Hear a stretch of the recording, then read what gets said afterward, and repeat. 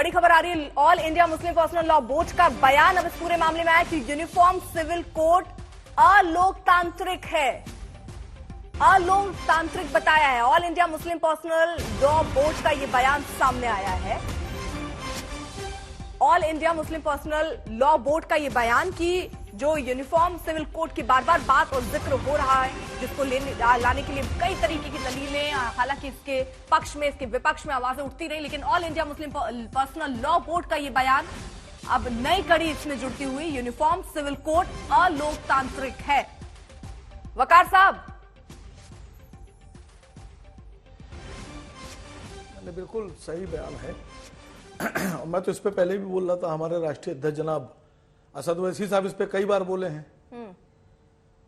ये ईमानदारी से देखा जाए तो ये वाकई में हिंदुस्तान में रहने वाले सभी धर्मों के लिए अलोकतांत्रिक है। कैसे? ये एक ऐसा कदम उठाया जा रहा है, बताऊं आपसे। देखिए, अकेले कोई एक विशेष धर्म तो रहता नहीं है। हिंदुस्तान में कई धर्म रहते हैं, बहुत सी जातियां हैं, सबकी अपनी मान्यताएं हैं, अपने अपने रिचुअल्स हैं। ठीक है। सब अपनी अपनी तरह से, कोई कुछ खाता है, कोई कुछ पहनता है, कोई किसी तरह रहता है। तो मैं समझता हूं कि पूरे हिंदुस्तान में तो इसमें आप खाना पीना कहां से ले आए, मुझे ये धर्म समाज रहते हैं। अगर किसी हर पूरे समाज की बात है, कोई भी धर्म रहता हो, हर धर्म को अगर समान अधिकार देने की बात हो रही, तो अलोकतांत्रिक कैसे है भाई? देखिए, मैं बता रहा हूं आपसे, नॉर्थ ईस्ट में जब आप कानून, ऐसा तो है नहीं कि किसी एक स्टेट के लिए बनाएंगे, जब आप यूसीसी की बात कर रहे हैं तो पूरे भारत में एक समान कानून।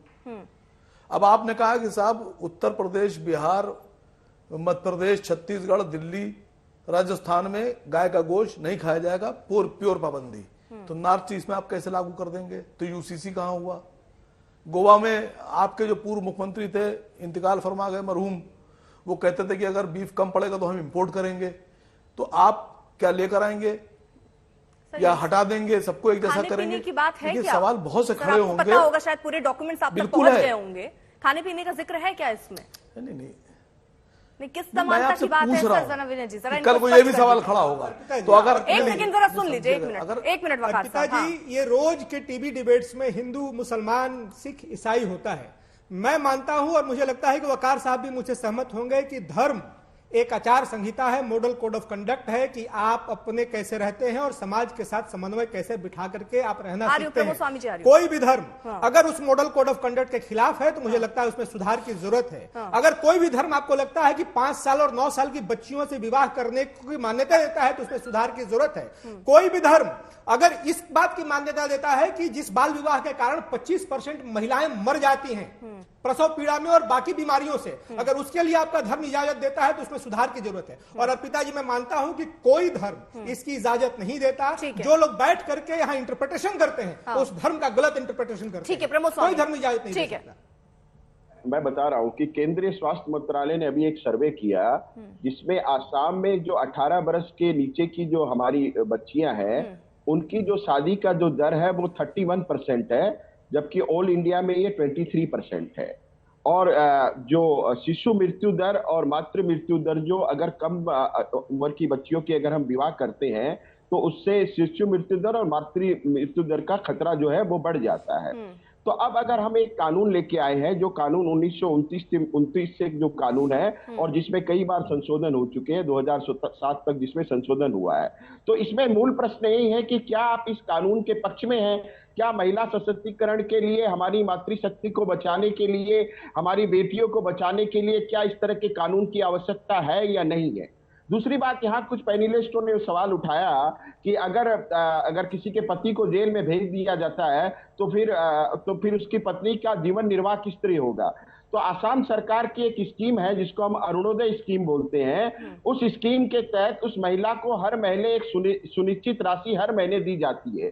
तो माननीय मुख्यमंत्री ने कहा है कि अरुणोदय स्कीम के तहत जिन महिलाओं के पति को इसमें गिरफ्तार किया जाएगा उनको हर महीने एक सुनिश्चित राशि जो है अरुणोदय स्कीम की तरफ से दी जाएगी। और उनको खान पान की सुविधा के लिए उनको चावल भी उपलब्ध करवाए जाएंगे। तो ये मोटा मोटी बात हुई। अब सवाल ये उठता है, सुनिश्चित शादी अरुणोदय स्कीम के तहत हर महीने एक सुनिश्चित राशि दी जाती है, वो राशि दी जाएगी। अभी वो राशि 1250 रुपया है, जिसको आगे और भी बढ़ाया जा सकता है, और चावल भी उनको फ्री दिया जाएगा, और उनकी जो भी अन्य आवश्यकता है उनको भी पूर्ण करने के लिए सरकार पूरी तरह से प्रयास करेगी। लेकिन मैं सिर्फ यही कहना चाहता हूं कि जो लोग महिला सशक्तिकरण की बात प्रमोद जी, करते जरा मुझे हैं, ये समझाइए, वो फिर से एक सवाल मैं आपसे भी जरा समझ लेना चाहती हूँ सरकार में, क्योंकि आप हैं, विनय जी से भी मैंने वो सवाल पूछा ही। जब कोई क्राइम हुआ, क्या उस समय रोकने के लिए भी आपने कोई नियम बनाए? क्योंकि जिनकी शादी हो गई, वो महिलाएं जिसने एक आत्महत्या कर ली, वो महिलाएं जो रोती बिलखती नजर आ रही हैं, आप समझ रहे हैं 1200 में उनका पूरा घर का खर्चा चल जाएगा? या उस कड़ी को ही आपको वहीं पर खत्म करना चाहिए जहां पर इस उम्र के लोग शादी कर रहे हैं, उस समय ही कार्रवाई होनी चाहिए, ना कि 4 साल बाद, ना कि 5 साल के बाद? नहीं, इसमें जो मोस्टली जो केसेस जो अरेस्ट हुए हैं वो 2020, 21 और 22 के हैं। अब लेकिन एक सवाल उठता है कि अगर 3 वर्ष पहले किसी ने क्राइम किया तो क्या उसको छूट मिल जानी चाहिए क्या? तो ये तो हमारा लॉ ऑफ द लैंड इसकी इजाजत नहीं देता। तो अब आप कानून का अगर पालन करते हैं, सख्ती से पालन करते हैं, तो जो राजा होता है उसको जब राजधर्म का पालन करता है तो उस समय कभी कभी उसको सख्त निर्णय भी लेने पड़ते हैं। तो क्या देश में एक कानून की व्यवस्था बनाने के लिए क्या जो शासन में जो पार्टी है उसको सख्त निर्णय नहीं लिए जाने चाहिए? अगर सख्त निर्णय नहीं लेंगे तो ये मृत्यु दर इसी तरह से बढ़ती रहेगी, हमारी मातृ शक्तियों को इसी तरह से असुविधाओं का सामना करना पड़ेगा। तो कहीं ना कहीं से तो शुरुआत होनी पड़ेगी। आप सिर्फ ये बात कह करके कि इसको पहले क्यों लागू नहीं किया, क्या देर से क्यों लागू किया, इसको कहकर आप सच्चाई से मुंह नहीं मोड़ सकते। मैं सिर्फ दो शब्दों में अपनी वाणी को विराम देना चाहूंगा। हंगामा खड़ा करना मेरा मकसद नहीं, हंगामा खड़ा करना मेरा मकसद नहीं, मेरा मकसद है कि शक्ल और सूरत बदलनी चाहिए। मेरे सीने में सही, तेरे सीने में सही, कहीं अगर आग है तो जलनी चाहिए। ठीक है,